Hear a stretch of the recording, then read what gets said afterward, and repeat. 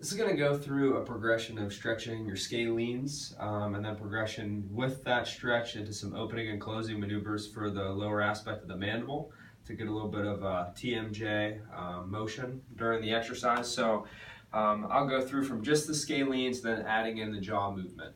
So with this maneuver, first thing I want to do is I want to try and make sure that I keep my shoulder down. So if I'm sitting in a chair, a lot of times taking my hand and really anchoring it down against the chair. If I'm doing this in standing and there's an edge of a table or something I can grab, anything that pulls my shoulder down. I may even kind of lean to that side to get my arm anchored. So when I straighten up, this is pulled a little bit down towards the floor. I'm going to turn my head away.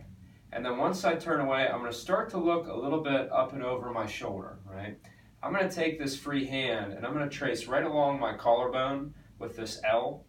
I'm going to put this right here, and then even here, I'm going to come down off the base of my neck and just lightly press down right on top of my collarbone as I turn and look back over my shoulder. And I should feel this pull into this lateral aspect, more towards the front of my neck. I may feel it come up behind my ear, right?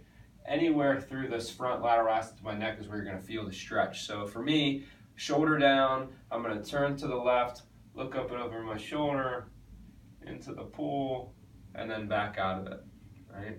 Shoulders down, I turn to the left, I look a little bit up and over my shoulder and back out of it. Some people will feel this in their neck on this side, which is probably more of a joint-related restriction that may need a little bit of mobilization to improve your ability to do this. A little bit of pressure is okay as long as it's not incredibly painful. Ideally, you would feel more of a normal stretch on this side of your neck. Now the next piece, adding in the jaw movement. So I'm going to bind up my SCM and scalene into that motion.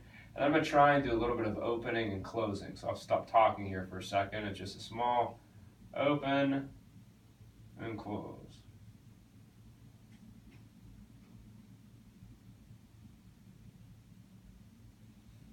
And when I open and close, because I've taken up all the tension in some of these muscles that attach around my lower mandible, I can kind of feel with the open, it's a little bit of slack.